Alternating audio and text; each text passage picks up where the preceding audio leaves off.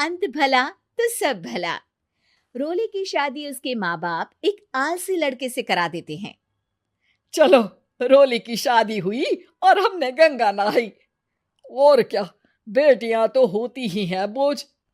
हाँ, पर अब क्या चिंता, उतार तो दिया बोझ तुमने, अब वो लोग समझे। ससुराल में रोली का पति कहता है, देखो, मैं कोई काम नहीं करता, ये बात तुम्हारे मम्मी पापा को बता दी थी मैंने।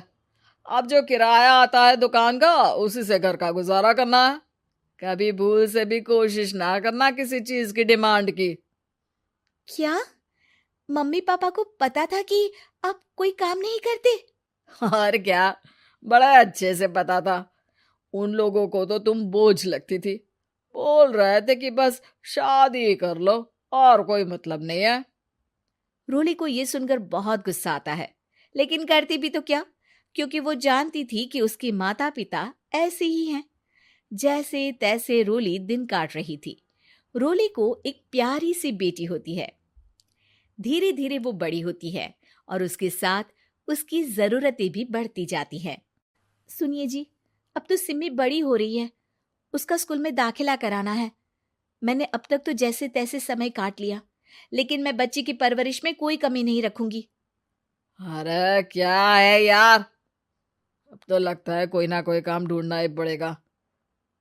अब पति रोज काम की तलाश में जाता और बिना किसी काम के वापस आ जाता। रोली समझ जाती है कि पति के अंदर अब काम करने की क्षमता नहीं है। वो बेटी को उच्च शिक्षा देने के लिए कुछ करना चाहती थी, लेकिन करती तो क्या करती। एक दिन रोली की सहेली कहती है, रोली, मेरी कोई औलाद नहीं है। अगर तू मेरी औलाद को जन्म दे तो मैं तुझे तेरे मुंह मांगे पैसे दूंगी। अरे, तेरी औलाद को मैं कैसे जन्म दे सकती हूँ? सरोगेसी से। बच्चा मेरा और वैभव का ही होगा, लेकिन कोख तेरी होगी। ये संभव है रोली। रोली कुछ सोचकर कहती है, मुझे मंजूर है, लेकिन मैं इसका 2 लाख रुपया लूंगी। अरे कोई बात नहीं, मुझे मंजूर है। रोली खुश हो जाती है कि एक बच्चा पैदा करने का उसे 2 लाख रुपया मिलेगा। वो घर आकर पति को बताती है, वो भी खुश हो जाता है। अब क्या था, डॉक्टर के पास जाकर सहेली का बच्चा रोली की कोख में पलने लगता है। मुझे 20,000 चाहिए मेरे बेटी के एडमिशन के लिए।